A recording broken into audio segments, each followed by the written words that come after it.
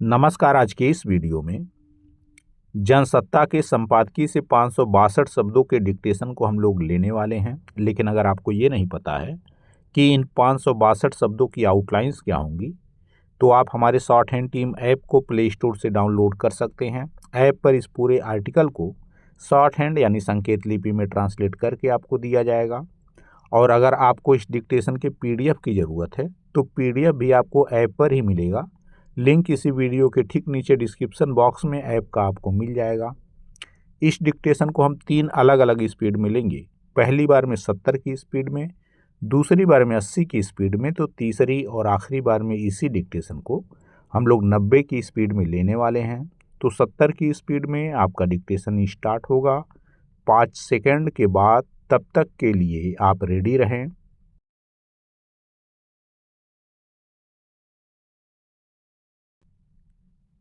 Start.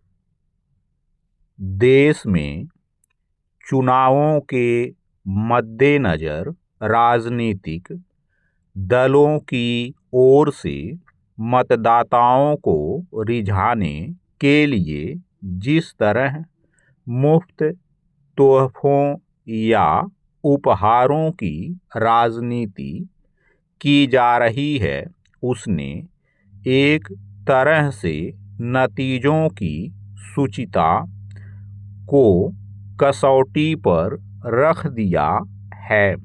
भारतीय राजनीति में पिछले कई वर्षों से यह प्रवृत्ति जटिल होती गई है।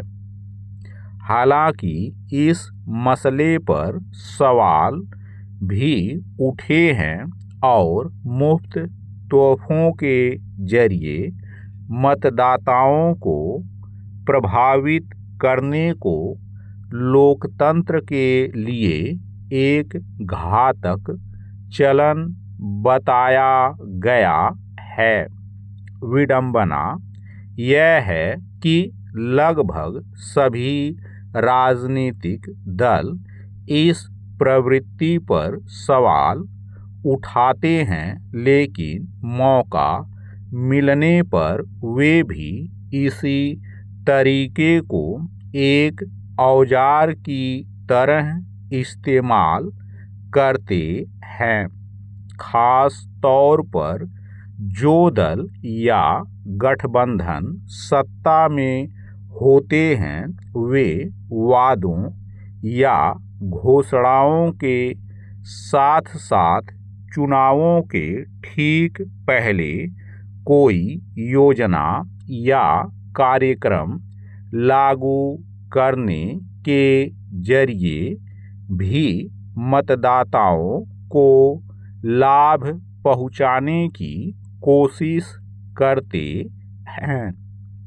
समय समय पर सुप्रीम कोर्ट ने भी मुफ्त उपहारों को भारतीय राजनीति में एक घातक प्रवृत्ति बताया है, लेकिन इस पर रोक को लेकर अब तक कोई ठोस नियमन सामने नहीं आ सका है।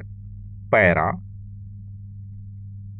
यही वजह है कि आज राजनीतिक दलों के बीच एक तरह की होड़ देखी जाती है कि वोट हासिल करने के लिए मतदाताओं को कौन कितना ज़्यादा लाभ पहुंचाने की घोषणा करता है। नतीजतन स्वच्छ चुनाव और विवाद रहित नतीजे आज एक सदिच्छा की तरह लगने लगे हैं। राजनीतिक दलों से यह उम्मीद करना मुश्किल हो गया लगता है कि इस दिशा में वे अपनी ओर से कोई ऐसी पहल करेंगे जो चुनावी जीत के लिए मुफ्त की रेवड़ियों के चलन पर रोक लगाएं। इसलिए सुप्रीम कोर्ट ने गुरुवार को इस मसले पर दायर एक जनहित याचिका पर सुनवाई के लिए सहमति दी है, तो इससे एक बार फिर मुफ्त की चुनावी रेवड़ियों पर लगाम लगने की उम्मीद जगी है। गौरतलब है कि करीब 4 साल पहले सुप्रीम कोर्ट की एक पीठ ने केंद्र और निर्वाचन आयोग से उस याचिका पर जवाब मांगा था, जिसमें चुनाव से पहले अतार्किक मुफ्त उपहार की घोषणा या इसे वितरित करने वाली राजनीतिक पार्टी का चुनाव चिन्ह जब्त या उसका पंजीकरण रद्द करने का निर्देश देने का अनुरोध किया गया था। उस समय पीठ ने इसे गंभीर मुद्दा करार दिया था और कहा था कि कभी-कभी मुफ्त उपहार योजना का बजट नियमित बजट से अधिक हो जाता है। पैरा सवाल है कि अगर कोई मतदाता मुफ्त की सौगात दिए जाने के असर में किसी उम्मीदवार को वोट देता है, तो क्या यह एक तरह की सौदेबाजी नहीं कही जाएगी? अगर कोई सत्ताधारी पार्टी चुनावों के ठीक पहले किसी योजना या कार्यक्रम के जरिए मतदाताओं को आर्थिक लाभ पहुंचाती है, तो उसकी जीत को कितना निष्पक्ष माना जाएगा? दिनों दिन बढ़ती मुफ्त उपहारों की राजनीति के बीच होने वाले चुनावों को किस हद तक स्वच्छ और स्वतंत्र कहा जाएगा? अफसोस की बात यह है कि लंबे समय से इस पर सवाल उठने के बावजूद अब तक इस दिशा में ऐसा कानून जमीन पर नहीं दिखता है जो राजनीतिक दलों को मतदाताओं के सामने मुफ्त उपहारों का लोभ परोसने और इसके जरिए उनका वोट हासिल करने की कोशिश करने से रोक सके।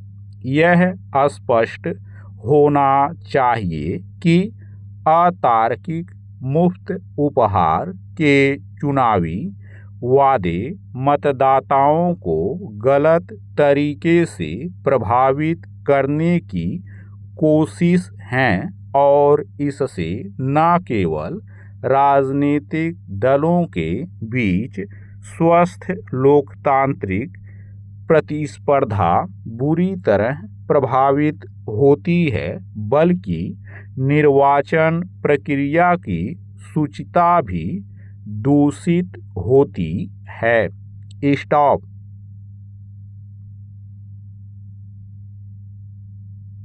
दोस्तों, इसी डिक्टेशन को दूसरी बार में हम लोग 80 की स्पीड में लेंगे और आपका समय स्टार्ट होगा 5 सेकंड के बाद। तब तक के लिए आप रेडी रहें।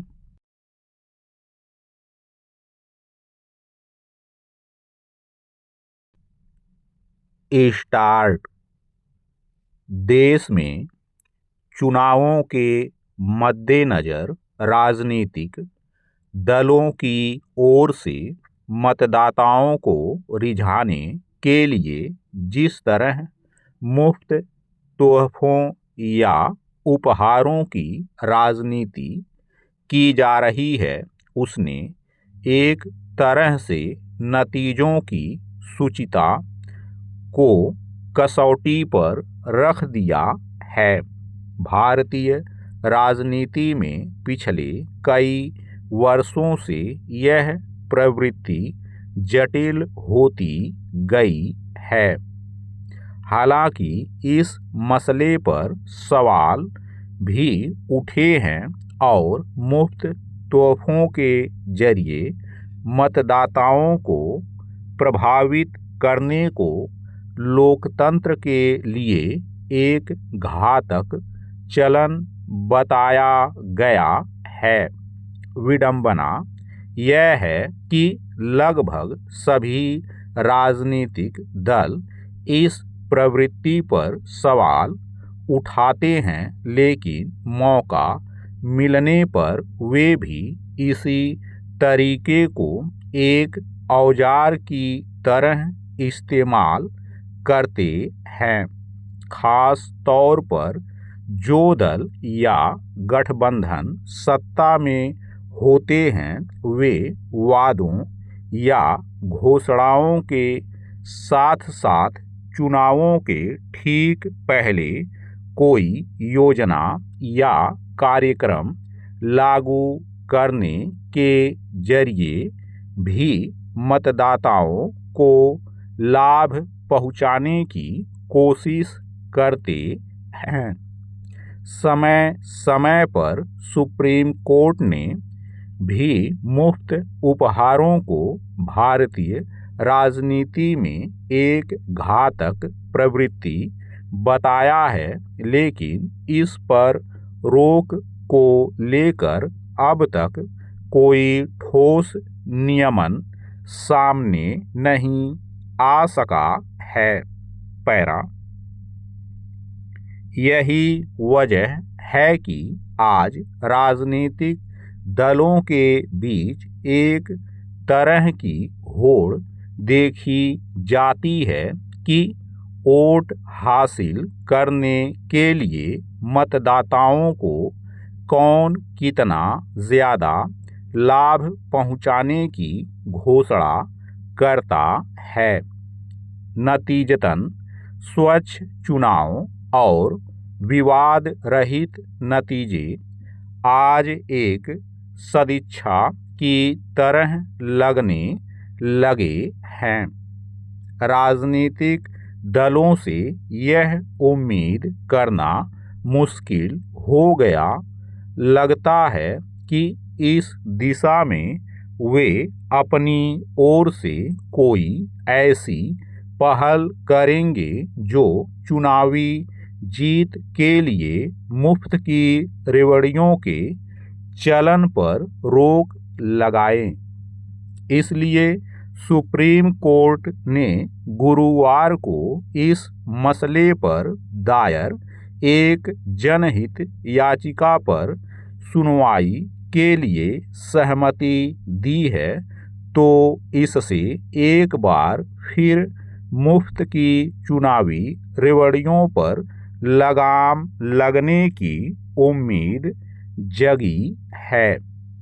गौरतलब है कि करीब 4 साल पहले सुप्रीम कोर्ट की एक पीठ ने केंद्र और निर्वाचन आयोग से उस याचिका पर जवाब मांगा था, जिसमें चुनाव से पहले अतार्किक मुफ्त उपहार की घोषणा या इसे वितरित करने वाली राजनीतिक पार्टी का चुनाव चिन्ह जब्त या उसका पंजीकरण रद्द करने का निर्देश देने का अनुरोध किया गया था।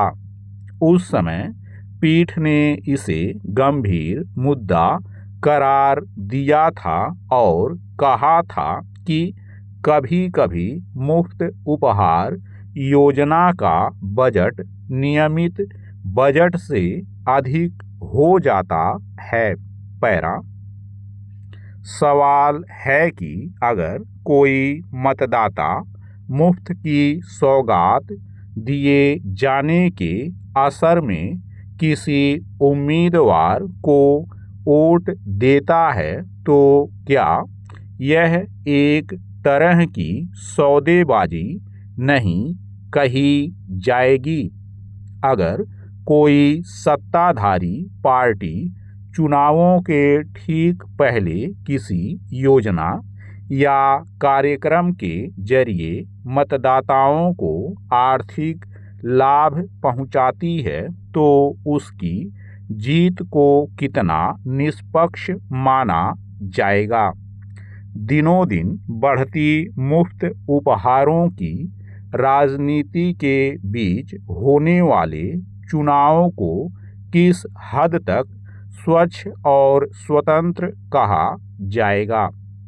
अफसोस की बात यह है कि लंबे समय से इस पर सवाल उठने के बावजूद अब तक इस दिशा में ऐसा कानून जमीन पर नहीं दिखता है जो राजनीतिक दलों को मतदाताओं के सामने मुफ्त उपहारों का लोभ परोसने और इसके जरिए उनका वोट हासिल करने की कोशिश करने से रोक सके।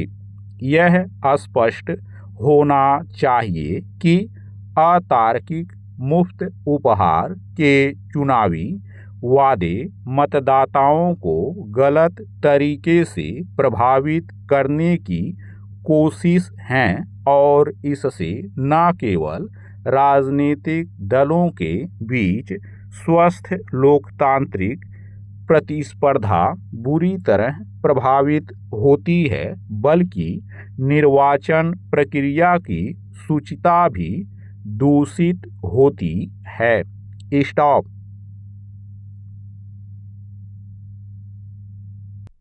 दोस्तों, इसी डिक्टेशन को तीसरी और आखिरी बार में हम लोग 90 की स्पीड में लेंगे और आपका समय स्टार्ट होगा 5 सेकंड के बाद। तब तक के लिए आप रेडी रहें।